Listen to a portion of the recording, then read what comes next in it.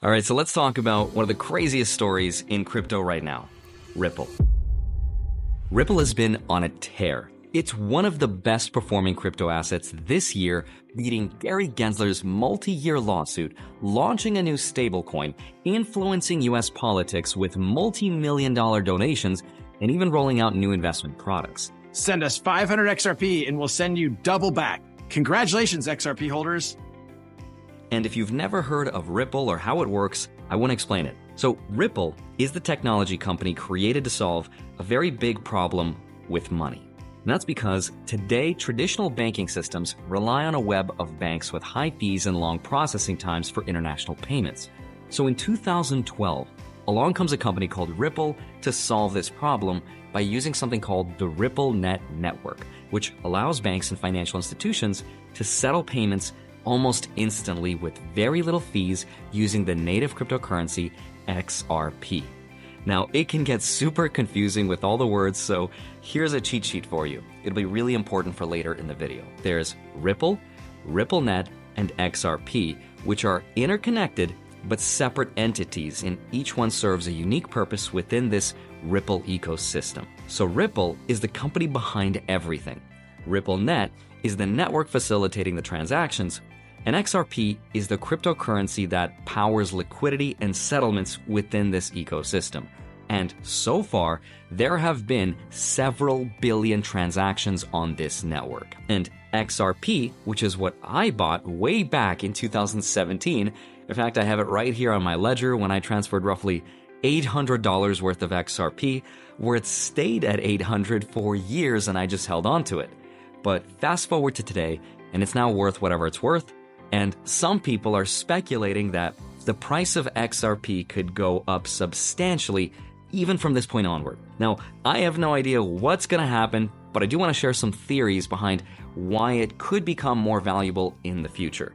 There's a lot of exciting news and developments, so let me explain exactly what the heck is going on and how I'm investing, so let's get into it. Hi, my name is Andre Jick. Hope you're doing well, come for the finance, and stay for XRP. Now, earlier this year, Ripple won the lawsuit against the SEC when a judge ruled that XRP sales to ordinary retail investors didn't constitute securities transactions. Now, this ruling gave Ripple and XRP a very much needed clarity that has since allowed the company to move forward with their ambitious plans. And one of those plans is the launch of something called RLUSD, ticker RLUSD, on December 4th, 2024. That would be today. RLUSD is a stablecoin tied to the US dollar and fully backed by reserves 1-to-1. Now, unlike most stablecoins, which have also had a lot of really angry regulators for the lack of transparency, RLUSD is expected to be one of the most regulated stablecoins in the market, and that's because Ripple is working with the New York Department of Financial Services, or NYDFS, which is one of the toughest departments on crypto. And that's to make sure that they are compliant, giving RLUSD a level of credibility that could attract some big-time investors. And one of the questions you might have is, well, why would Ripple even need a stablecoin when XRP already exists? And the answer is stability. While XRP is really good at fast, low-cost, country-to-country payments, a stablecoin like RLUSD could give stability and value, making it more ideal for day-to-day transactions and settlements. Now, this move actually puts Ripple in direct competition with stablecoins like Tether and USD Coin or USDC. Except Ripple has a huge advantage over all of them: regulatory oversight. That's because right now, governments worldwide are cracking down on unregulated stablecoins because banks and countries don't want competition from the free market. They want some kind of a control. And RLUSD's compliance with NYDFS standards could make it a more attractive option for these banks and businesses looking to adopt stablecoins without the regulatory headaches from their governments. So if you're a bank, you've got two options. One is to use a regulated stablecoin, and the other option, to use one that isn't. Most banks will go with option number one. So this launch is not just a product release. It's a strategic move to position Ripple in the center as one of the leaders in the traditional/crypto finance space.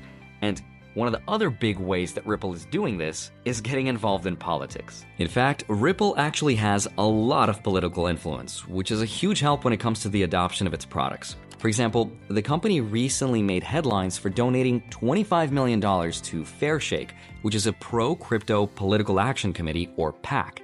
And over the past 2 years, Ripple has contributed a total of $75 million to this PAC. And that makes it one of the biggest donors in the crypto industry.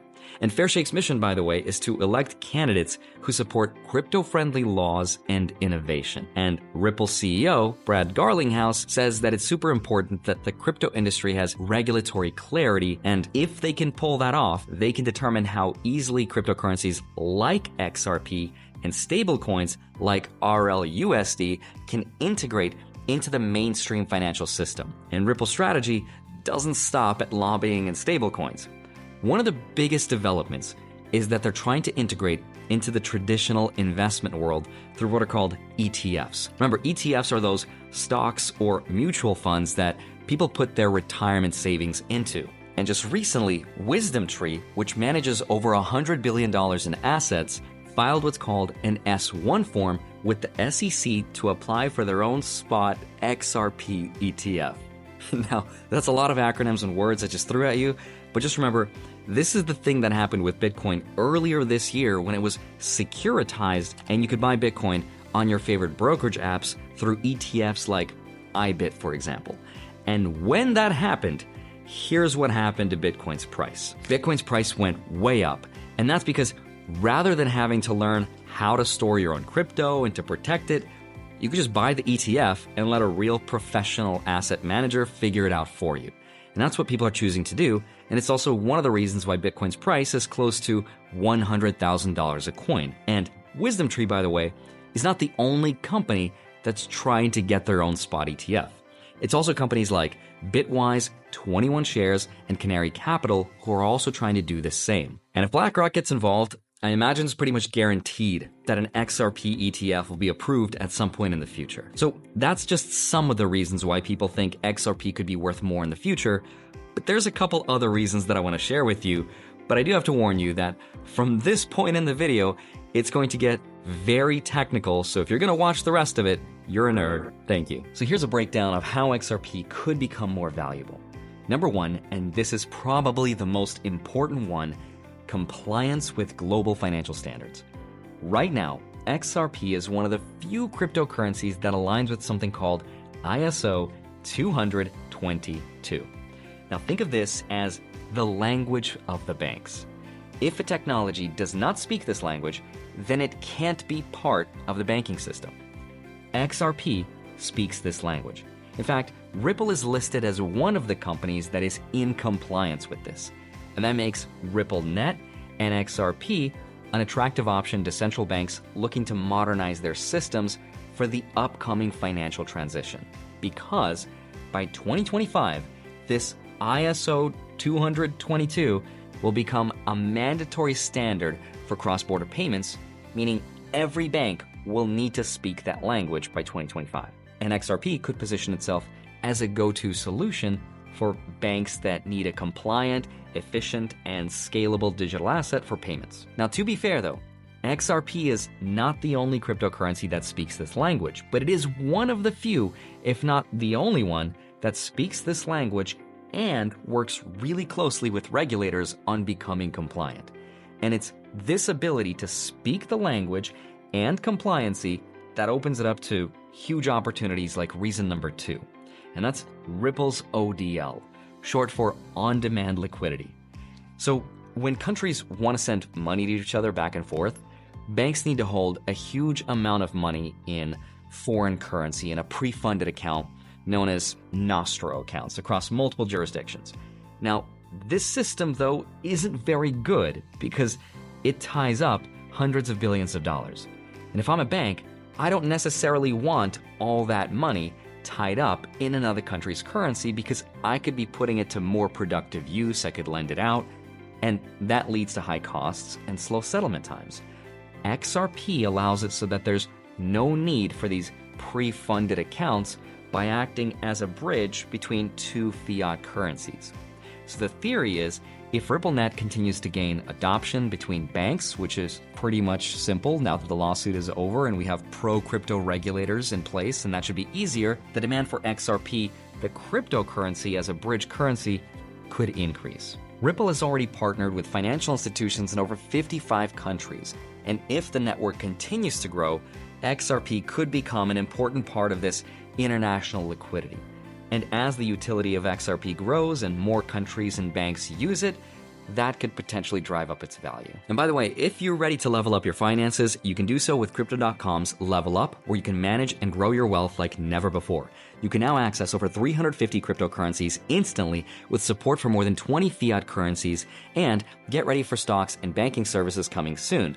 Plus, enjoy the world's most popular Crypto.com card, offering up to 8% back on spending, airport lounge access, merchant rebates, and more. And for my crypto whales, Crypto.com Prime is your gateway to elite financial management. With a minimum deposit of $1 million in crypto or fiat, you'll gain institutional-grade security, a dedicated relationship manager who can help with tax services and estate disbursement, and the stunning metal Prime card. Benefit from zero-fee fiat transfers, high liquidity, a 1% deposit bonus transferring $1 million or more. It is the ultimate toolkit for building generational wealth, and if you refer a friend, you can get $2,000 in CRO plus a share of their deposit bonus. Check out the roadmap down below and explore Level Up today to see how Crypto.com is refining the way people manage crypto, stocks, banking, and now let's get back to it. Now, the third reason why the value could go up is market scarcity. Now, if there was an unlimited amount of XRP, then obviously it wouldn't matter. But demand plus scarcity equals potential banana zone, right? Price goes up. Now, right now, XRP's total supply is capped at 100 billion tokens, with Ripple holding a significant portion in escrow, which will be released gradually.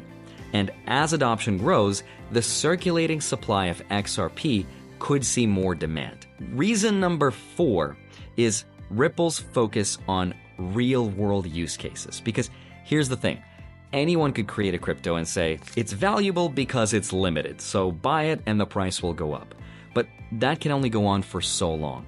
Because if there's no demand, and demand comes from utility, then it can't last very long. Now, unlike a lot of other cryptocurrencies that rely on this type of heavy speculative trading, XRP seems to have a clear use case. Ripple's partnerships with banks, payment providers, remittance companies, by the remittances is where you send money to other countries, is all a part of XRP having a foothold in real-world financial systems. Now, banks are already using XRP in production, and they allow payments and liquidity, which means its price growth is again more driven by utility, not just speculation. And Ripple's expansion into stablecoins like RLUSD shows that the company is building a real robust ecosystem where XRP and its products can work and integrate together into these bigger use cases, such as, again, remittances, trad finance, even CBDCs, central bank digital currencies. And this could all significantly enhance its adoption and utility.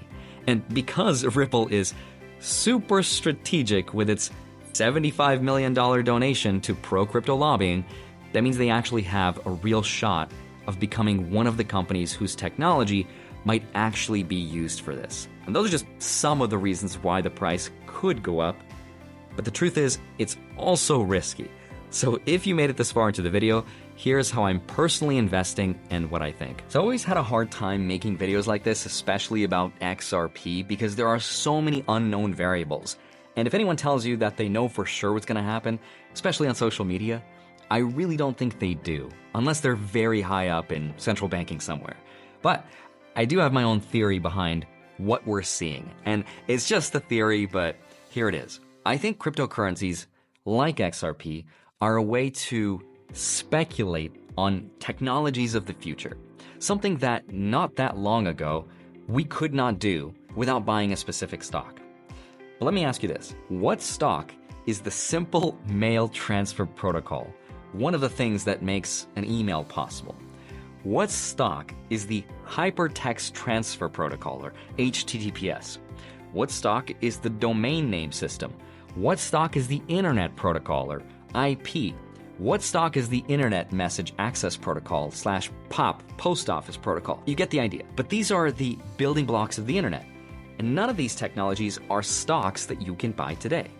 But they are the fundamental building blocks that we use every single day without even knowing what they are or how they work. So I take this analogy and I try to apply it to money. What if tokens like XRP are proxies for a stock that can't or does not exist? If these payment networks do become something that central banks will use in the future, maybe owning some small portion of it will be of some value in the future. That's kind of cool to think about. But I can't sit here and tell you that all of this will happen with 100% certainty. The truth is, I don't know because I'm not a bank. I don't hold billions of dollars. I don't have a need to transport billions of dollars to other countries instantaneously. So I don't know what the real demand is for these products because I am not the user. I'm not the end client. But I do at least know that our current system is slow, it is expensive, and it does need to be replaced with something better.